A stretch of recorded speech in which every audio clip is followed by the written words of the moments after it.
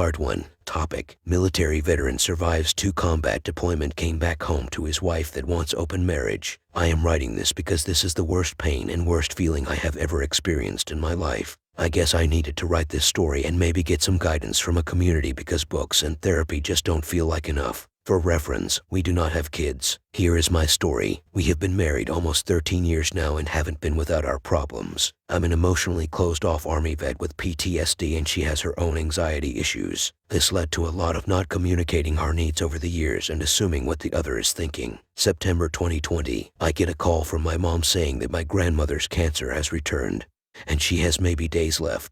I knew I needed to be there for my grandmother and for my mom. I immediately let my wife know what is going on. She encourages me to be there for my family and she will hold down things at home. Later that night, my wife approached me and told me she was extremely unhappy with the state of our marriage. It took me a second to change gears from my dying grandmother to what my wife just said, but I quickly realized where she was going. As I said, we have not been without our problems. Our lack of communication over the years has led to many issues such as feeling disconnected from each other, poor routines, lack of closeness, and even dead bedroom. I am no stranger to harsh situations like this, having survived 2 combat deployments when I was in the military. My solution when I am depressed is to emotionally tune out the world and keep moving forward. I know this isn't good, but this is how I started surviving the depression I was feeling from our lack of physical and emotional intimacy. My wife's solution to her depression was to assume the worst and believe she was unwanted by me, like I did not want to be with her, and I can see that, given how we kept ignoring our problems. She also assumed maybe she was the problem, and I wasn't attracted to her. Our lack of emotional and physical intimacy just built up over the years,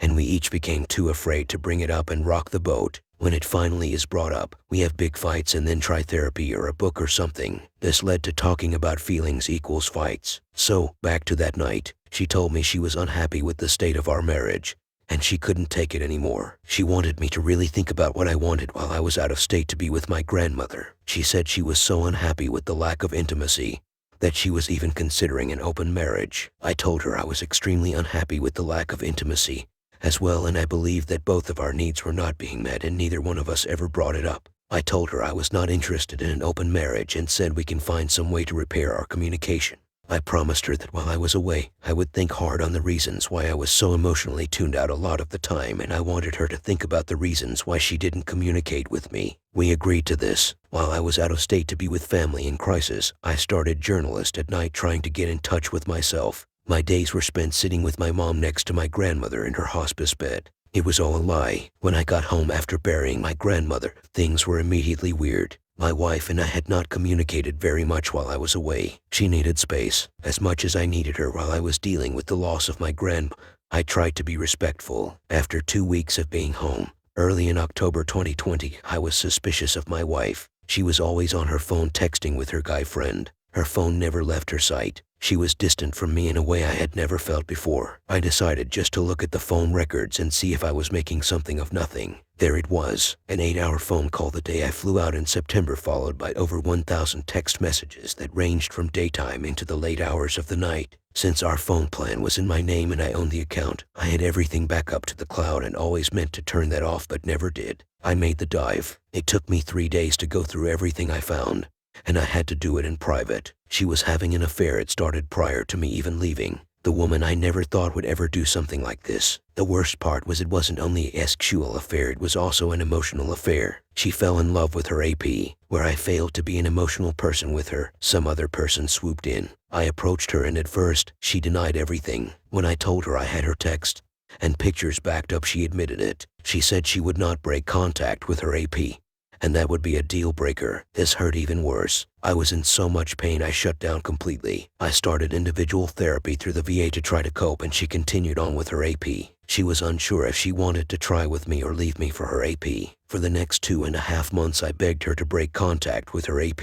I told her how much it was hurting me. I wanted her to start therapy with me and try to figure this mess out. She kept refusing. By December 2020 my heart couldn't take anymore. I was taking anxiety med every 6 hours just to survive. My job performance was falling apart. I finally realized I did not deserve to be treated like this. I looked up information on divorce and found out what I needed to do. Now I just needed to tell her. I was trying to muster up the strength to tell her when she approached me and said she wanted to try with me. I was immediately filled with relief and also confusion. She finally wanted to try with me and give up her AP, which was great, but I had already mentally made a decision. I decided our marriage was worth trying for, especially since only part of me wanted the divorce. It took her until the end of December for her to finally break it off with her AP. Their bond was so strong that she and her individual therapist decided it was best to slowly break it off. She kept telling me how important her AP was to her, and it was hard to break their connection. She loved him and still loves him. This is why she wanted an open marriage before, to be with her AP openly. How do I wrap my head around any of this? From January 2021 until today, we are in couples therapy, and both in individual therapy, and have gone through many of the recommended readings such as the Michelle Weiner Davis book. The affair ended at the end of December, but for me it just happened, and I am still living in it. I am emotionally and mentally stuck in the days I discovered everything and how I was treated afterwards. I have told my wife that part of me wants to try to work things out and part of me just can't get past what happened. She has admitted her feelings for the AP are still there and she can't do things that remind her of him because it makes her upset. This makes it even harder, knowing your wife loves another man and has someone else in her heart. I have had zero movement with this. She tells me she is hanging on as long as she can. But the limbo is extremely difficult for her since I don't know if I want to continue the marriage or not. I feel guilty for not knowing. I am so hurt and torn apart by everything, but part of me still loves her and wants to try. My head is spinning every day and I feel lost. Our couples therapist has said I should have had more movement even though it hasn't even been 3 months since the affair ended. This has me feeling like I am delaying things and torturing my wife by being indecisive. We are still doing therapy and talking openly. I haven't yelled at her once and have been respectful while making sure she understands my feelings. This is important to me. I know she is remorseful, and I can see the pain in her eyes, and she has been doing everything right since January to make me comfortable. I have full access to her phone and emails, and we talk constantly now. I just feel like there's a giant voice in my head saying not to let anyone treat you this way. Like a giant hill I cannot climb over. My heart is sunken, my chest hurts, and my shoulders are heavy. I don't know when I will know if I can get past this or not, or even live with what happened. As I said before, I am still stuck in feeling like it just happened. I have never felt betrayal before. I have been doing IMDR with my individual therapist, where for some of the first times in my life, I have broken down and started crying. Both my parents were military as well, so crying was something I never knew was okay to do. If you have read this far, thank you for listening to my scrambled thoughts. I guess I needed to get this out and see what other people's thoughts are. Is it normal to be stuck and undecided on staying or going? Is it normal to feel like you are still in divorce day? I feel like my wife is two people, one I love and one who betrayed me, and I can't trust. I needed her when my grandma was dying, and she was with another man. I have never felt so much pain in my life. My life is a living hell and I'd rather be back in combat with my fellow soldiers. Comment: I really do think you've fallen victim to a crummy therapist. A good one would never have counseled your wayward wife to take her time breaking up with her AP, nor would your recommended reading be anything by Michelle Weiner Davis. What did her therapist think would be happening to you while your wayward wife strung you along like that? And what in the name of all that's holy could she be thinking by inferring that you are the one with the problem because you're not over it yet? Of course, you're not over it. For the vast majority of us, it's a 2 to 5 year process to recover from the trauma of intimate betrayal. And here you are, already a victim of PTSD. This must have done a number on your brain. I'm just so disgusted with that therapist for not taking the appropriate care in your therapy. First off, if you haven't read it yet, I highly recommend The Body Keeps Score by Bessel van der Kolk. He's inarguably the world's leading expert on trauma. I think you'll get a lot out of it, and I think you'll begin to understand that your reaction has been normal. Your amygdala was probably already touchy because of your previous PTSD. You poor man, they must have gone berserk with this latest trauma. No wonder you're living between dosages of anti-anxiety medication. They must be buzzing you all day long with adrenaline and cortisol. Keep in close contact with your medical doctor. You need to keep that stress level manageable, right? Is it normal to be stuck and undecided on staying or going? Is it normal to feel like you are still in divorce day? Yes, and yes. It's the trauma response which keeps you feeling like it's divorce day. Betrayal trauma isn't too much different than other forms of PTSD. Events seem current, and when you read that book, I recommend it, you'll see it's ubiquitous. Our sense of time gets messed up. It's like, if you can imagine a leaf floating gently down the stream, our leaf has been split in two,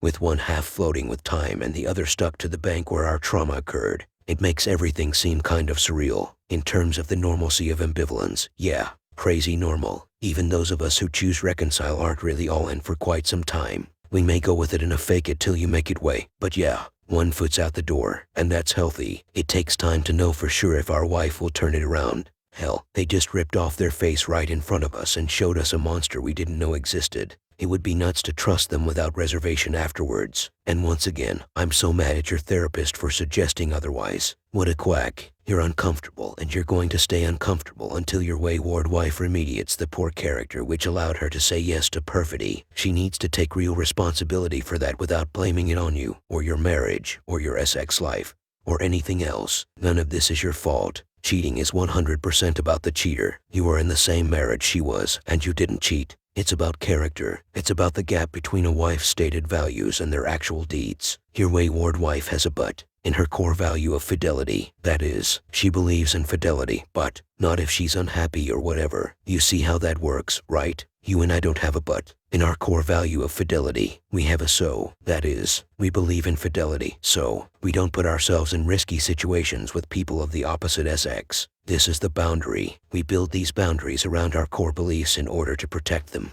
It's intuitive. We don't sit around thinking about it, but it gets done. For cheaters, not so much. Their core values are weak and permeable. They haven't spent too much time thinking about what they truly believe in and what value they place on those beliefs. I can't be made to cheat with a gun to my head. My core values are strong. My boundaries surrounding them are tall and inflexible. You see how that works? It wasn't your fault. The failure is with your wayward wife and in how she interacts with her own values, belief system. You didn't cause that. You couldn't have fixed it, and you couldn't have stopped it. And it's not your fault now that you're not over it. You know intuitively that even if your WW is remorseful, she hasn't done the real work to remediate her broken character. That's what underlying your ability to move forward. Your therapist has jacked up your process with faulty theory, the unmet needs model. I'm going to repost something I wrote for another thread, but it's all about unmet needs, and even though it might not all apply to you, I hope you'll see what a bogus piece of junk psychology it is. Your MC is full of crap, and you'd do well to fire him. Her. Let me tell you how I know. My own wife went on a Craigslist binge 6 years ago. Multiple partners, various degrees of emotional attachment.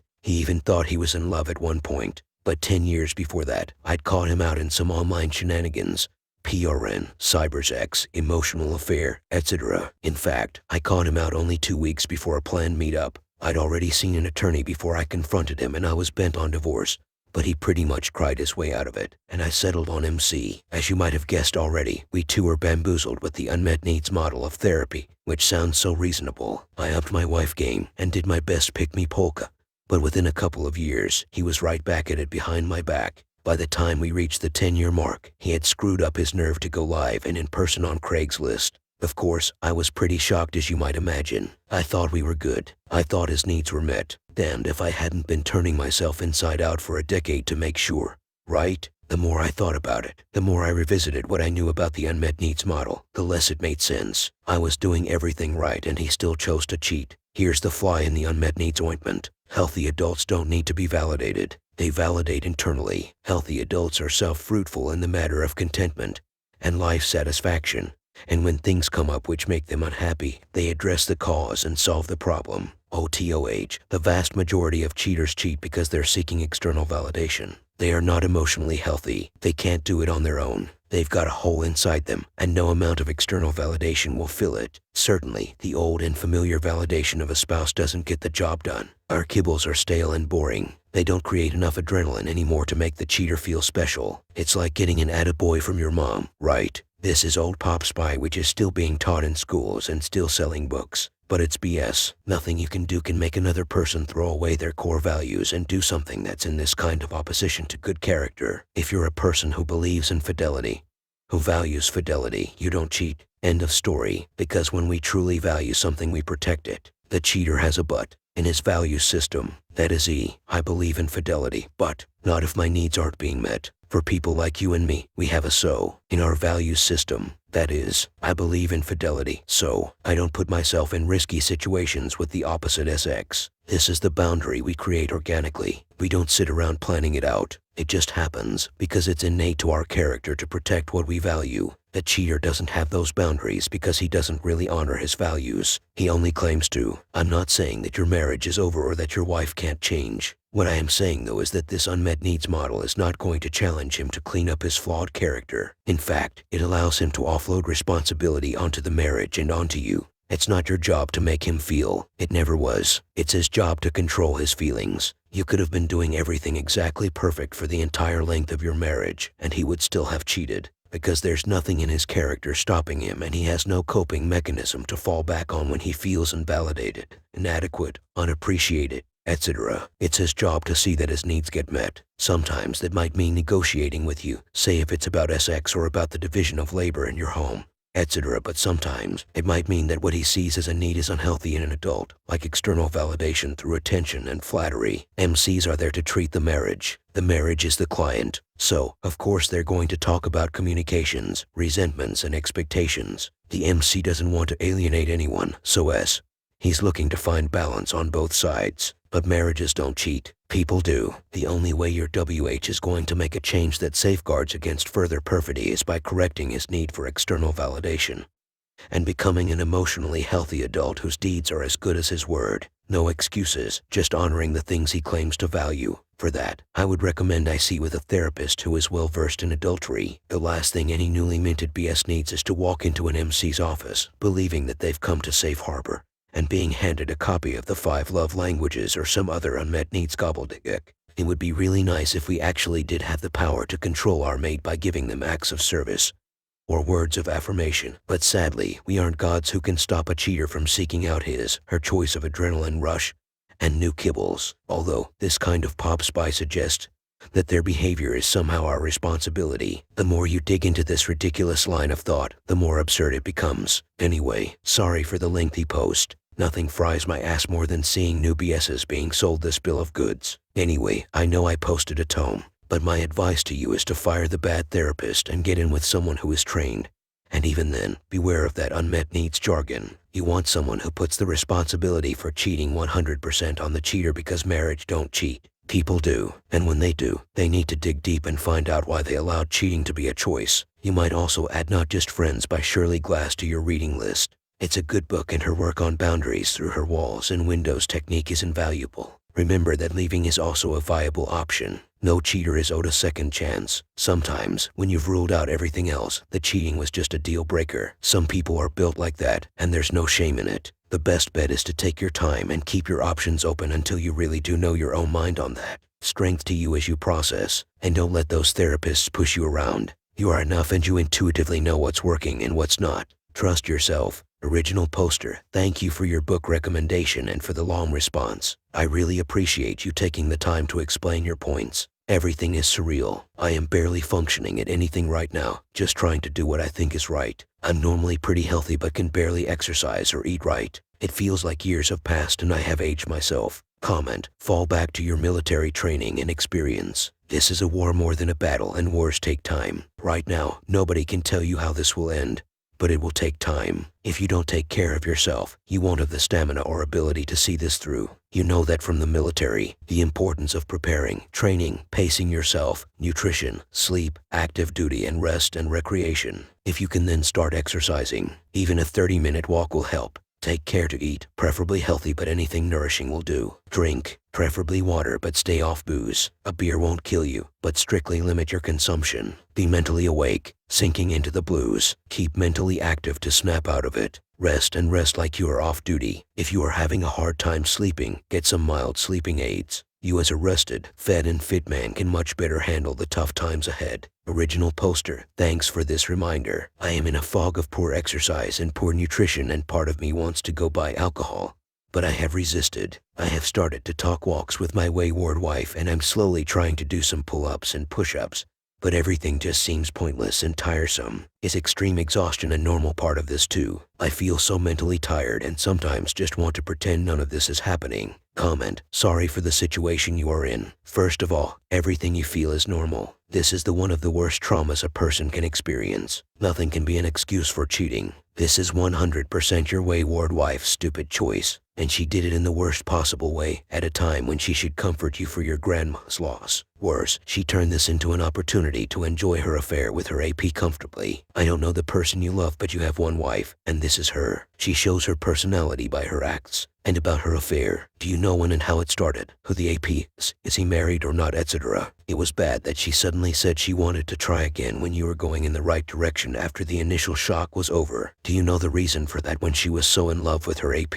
And you say she is still in love with him. This doesn't seem reasonable. The AP may have left her for some reason. Maybe he is married. If so, you should inform his wife. This is very important. Are you sure her individual therapist suggested breaking off slowly? Who told this to you? And how is this slow break-off process? Has the affair continued? Have you considered whether you really wanted this marriage or not? What will it gain and cost you if you continue? While describing the per-affair situation, you explained that both of you are so unhappy that even then it feels like you are about to divorce. So why do you still want to try it when the situation has gotten worse? Your answer to this must satisfy you, and her answer too. She doesn't even love you and in love with someone else. Sorry, but she has nothing to do with remorse at all. Are you sure that the pain you see in her eyes is for you suffer she caused by her affair? May she not be mourning her love for a P. I wish you the best. Original poster. Thank you for your reply and for saying what I feel is normal. It's very validating. I know when and how. It actually started in July, in my opinion, when innocent texting with a guy friend crossed into flirty. By August, he was the sympathetic ear to hearing her talk about our marriage problems. I found the entire conversations due to having our phones back up, so I had to watch it gradually unfold.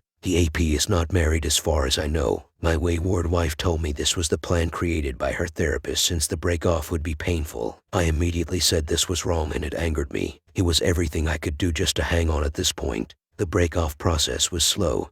And the worst part for me, I knew they were still communicating and I couldn't handle it. I ranged from mentally shutting down to leaving the house, but leaving the house led to its own paranoia. I continue to watch her phone, emails, texts, and any program she installs. I know I can't do this forever. Comment, I honestly don't know where to start. There is so much to address and so much to get across. Can we maybe start with one thing? There is an interesting thread in the Wayward forum called The Tipping Point. BCAREFULL. IMHO. That forum is the bravest and most delicate of our forums here, and each and every forum deserves the respect and the rules it goes by. In that thread there is discussion on when the issues are infidelity related and when the issues are marriage related. Once again, be careful in that forum and do not post. I have been here for ages and still post extremely carefully in that forum due to the different factors that apply there. In that forum, some of us have made the distinction between marital issues and the issues that make the wife decide to have an affair. What most of us agree on is that there is nothing you did that made your wife have an affair. Be very clear on that. Her DECISSION to cheat hasn't got anything to do with you being emotionally unavailable. Had she decided to file for divorce, or had she decided to demand and enforce change, then yes, your actions, response, or inaction would explain why she carried that step further, why she filed or moved out or separated or whatever, but never to cheat.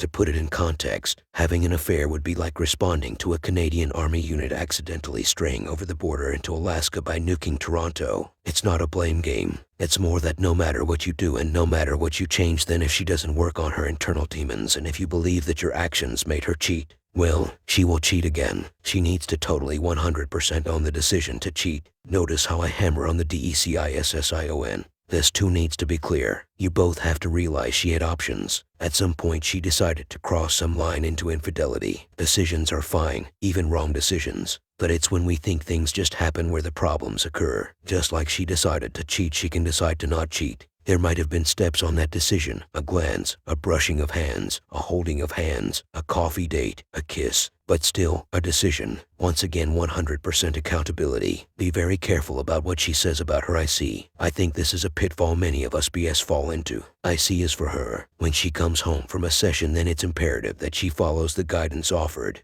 I personally doubt any IC would suggest weaning off an affair. Having her tell you this was done according to IC recommendation makes me doubt the IC or her truth. If this same IC has any role in your MC, her IC or your IC, I would raise the subject with the IC and get the truth. Did the IC really recommend a weaning off period? Another question to ask the MC, IC, is the infidelity your fault? If they even imply that yes, you are partially at fault, then look elsewhere. I compare this to when rape victims are blamed for wearing short skirts or not tending to their drinks or walking through a park after dark. None might be great ideas considering what took place, but none justify or explain why they were raped. Finally, just like she had choices and decided to cheat, you two have options. Your goal right now should not be to reconcile or to divorce. You can decide on that in a few weeks or even a couple of months. Even then you can change paths as you go along. What you should focus on is the destination rather than the path taken. The destination is to get out of infidelity, either eventually through reconciliation or divorce. Original poster, thank you again for the words of wisdom. My logical brain knows this is not my fault,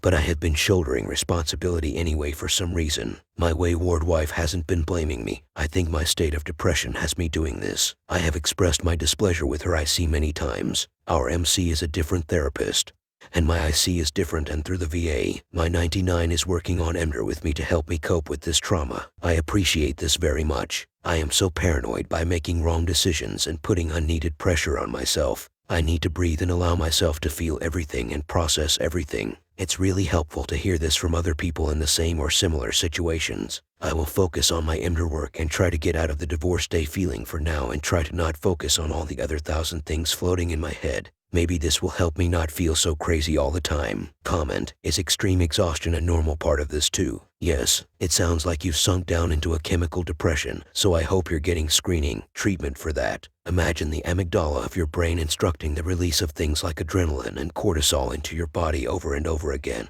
many times each day as you experience triggers and anxiety. Bear in mind that the amygdala can't tell the difference between clear, present danger and an emotional reaction. It still sets you up to fight or flee in a physiological sense. Over time, this imbalance causes other imbalances in neurotransmitters, hormones, and adrenals. Next thing you know, it's not just the exhaustion of an adrenaline, cortisol burst you need to recover from. Everything is out of whack. Your IC at the VA can make referrals if you're not already being treated for depression. And if you are, talk to your prescriber about your current symptoms. You might need a change in med. It's good that you're staying away from alcohol. Many people don't realize it, but any relief you might have of your anxiety by imbibing is canceled out the next day. It's almost like an anxiety hangover. The anxiety is so much worse the next day than it was before. It's right about the exercise. You just have to make yourself do it. It will help with the depression, and it's also going to help you to get better sleep. Often, people see improvements in self-esteem as well. I really think the priority needs to shift here from working on the marriage to getting you back on your feet.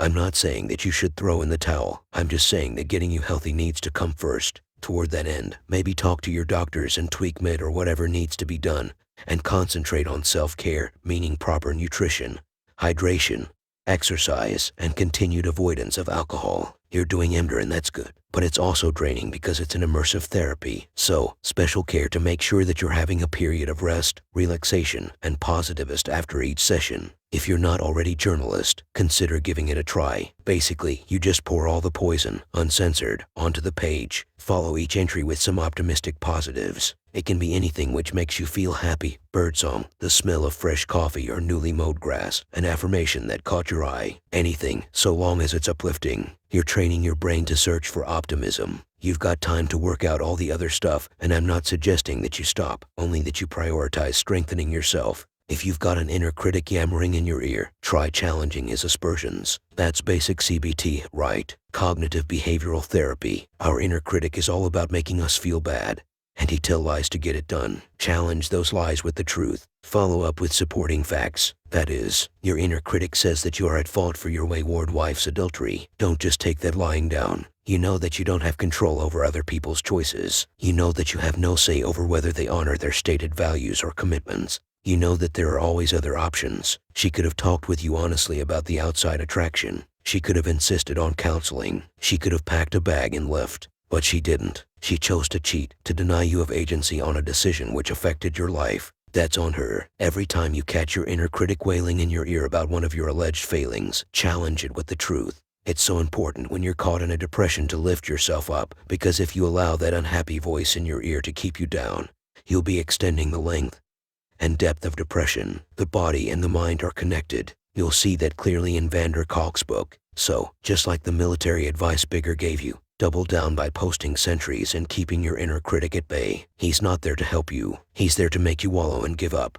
He is the sickness. He is the depression. Fight him with facts. I know it doesn't feel like it today, but you're going to be okay. You're surrounded by people who have come through this, and you will too. Believe it and it will be true. Original poster, I want to thank you again. Your post about unmet needs and everything has had me thinking a lot about a lot. I have reread it many times. Would you mind going into a bit more detail about the flawed teachings of unmet needs, or is that explained more in the books you recommended? I appreciate you and everyone here so far giving me good advice. It feels nice to feel validated and not crazy. Thank you again for all your information. We are in the unmet needs dance currently. I am worried that I can be emotionally open enough for my wayward wife. I'm a pretty stoic person by nature, and my time in combat has enforced the strong silent type. I have my ways of showing love, but it's different from what she needs, and I'm trying to learn to adapt. We were recommended the 5 Love Languages book like you mentioned, and we are both reading that. My wayward wife says she doesn't blame the unmet needs. She said she made a poor choice, and at the time she used her unmet needs as validation for her choice. I'm going to be rereading and thinking everything over. Mentally, I am a disaster right now. It takes everything I have to get through work at a functional level. My virtues and boundaries are tall and strong like you said. I even have a virtues magnet on my fridge, the Warrior's 9 Noble Virtues that my wayward wife gave me ages ago. This is why the struggle is so hard for me and the pieces don't fit. I was in the same unmet needs category as my wayward wife, and I never even put myself in a precarious position. Thanks again for all your information and feedback. I am just navigating this entire mess and trying to find myself. Here, thanks for your input and your appreciation. I will check out that article. Bonds formed in combat are intense and last forever. I do really miss that sometimes. I felt safe with my brothers and sisters when I was active duty. I put more value on friendships than some. When things were depressing and poor at home, I made more efforts to be with friends, always inviting my wayward wife. She didn't want to participate because she felt I wasn't focusing on us or the marriage and putting more emphasis on things outside of us like friends and activities, which I was. It was all I could do to fight off depression. I didn't know how to tell my wayward wife how depressed I was with the state of our marriage. If there's one thing the divorce day has taught me, it's to speak my mind at every moment. No more emotionally checking out because I'm upset. Trauma is such a beast. Comment. So, what is it that you feel like is keeping you stuck in the pain? Bear in mind that it's normal at this point. Healing is a 2 to 5 year process, but what's bugging you the most at this juncture? Very kind, LC. If I ever do write that book, it's going to be titled, Meeting Your Needs Like an Adult Without Effing Up Your Marriage and Traumatizing Your Spouse. Although, that might need some trimming. Original poster. I think what is bugging me the most is just how everything happened. It's difficult to put into words, but I'll try. My brain is scrambled eggs at this point. I came home after losing my grandmother and found my wayward wife had an entirely new life going on. One that started a few months before I left. Her new life was at the level that she was even talking to AP's mom about our issues, and the AP's mom was supporting my wayward wife. Just trying to take this all in at the same time as meeting a monster who used to be my wife. I felt like I was falling down a hole, and the person who always helped me through my toughest situations was now the enemy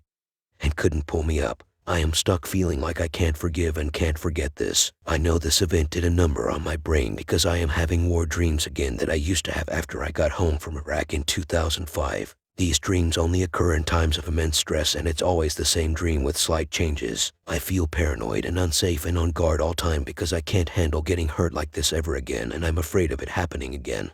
Despite the continued reassurance from my wayward wife, I am continuing Ember with my individual therapist, and she has me focusing on only myself and healing the affair in myself and on my timeline. Perhaps when I remove more pressure and urgency and stop shouldering responsibilities that aren't mine, things will start to move. I'm going to look at the author you suggested. I do appreciate science-backed advice. I guess I still can't believe this happened, and I'm worried about Reconcile because I just feel completely and utterly abandoned. This is the worst experience in my life. My wayward wife knows I have one foot out the door at this point, but with 12 years behind us, I'm trying to stick it out to see if reconciliation is possible. Listen to that voice. None of us should ever accept being treated with the disrespect infidelity is. However, this is not the real issue. It's if we want to divorce or if we want to attempt reconciliation. Yes, you do reconcile with the person that treated you that way, but by its very definition, reconciling is reaching an agreement with whomever you are reconciling with. You don't have to reconcile with those that haven't done you any harm.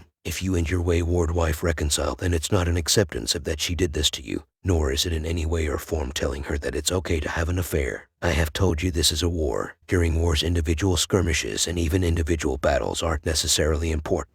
General Washington took part in more battles where he was on the losing side than where he won. Yet he won the war. He did so because he won the battles and skirmishes that mattered. This is a key issue, IMHO. If you set off getting out of infidelity with the intention of winning every confrontation every day, you are doomed to fail. The goal should rather be that tomorrow you feel slightly better than today, and that within a reasonable time you will realize you have survived infidelity. Is the affair over? Do you feel assured, or do you have assurance that your wayward wife is not in contact with How safe are you on that issue? The below advice is based on this being something you are feeling pretty safe about. One idea is to create a ceasefire. Maybe agree on a 30-day period where the only requirement you make to her is that there is total and absolute NC with a. That NC needs to be defined, like she can't talk to him, be around him, have him on social media, Google him, drive past his house, whenever you need to feel safe. That time needs to serve a purpose, like you are following our advice on exercising, eating, resting, like you are gathering your wits and learning about infidelity, its consequences, what tools and methods are available to get out. You can talk about relationship issues, but it's not the focus. You can live together, eat, spend time together, sleep in the same bed. Only you two are not focusing on the relationship but on personal healing. The key to this is her assurance that the affair is over. I mentioned earlier that you have options. Well, make it clear to her that you do have these options. Your choice right now is to see if you two can eventually work this out. But you also realize that the minute you don't think that's attainable, you have the option of filing for divorce. It's not something you ask her for, but something you do. But also make it totally clear to her that she too has the very same option. If she can't respect NC for 30 days, she always has the ability to tell you she's divorcing. There is nothing forcing her to be married to you. If is the dog's balls, then she can go to him right now because you neither want to nor are capable of forcing her to remain married. The realization of this freedom for both of you can be a major turning point. One thing you should do during the 30-day ceasefire is to read up and understand divorce in your area. Just as you research reconciliation, knowledge is power, uncertainty is fear. Knowing what you are facing, be it along the path of divorce or reconcile, is what will help you most in dealing with the issues. This is not saying you will or need to divorce. Look at it like learning first aid, something you do just in case you need it. Original poster, I appreciate your input and you are correct. I do feel like I am in war in a lot of ways. Not that I want to be with my wife, but some days feel like that. I know the affair is completely over. We are both full-time work from home right now and I have kept tabs on her phone. She has been very willing to show me every time she gets a call or text, and we check in quite often. I do feel a sting when I hear her phone go off or even if she gets up in the night to use the bathroom, but from what I read, those feelings are normal for now. Our options have been made clear. I told her I am working on healing and working on myself, and I may or may not be able to get over this. She knows that. I have told her if she needs to go, I will respect that too. For now, it seems we both want to try to see if anything is salvageable.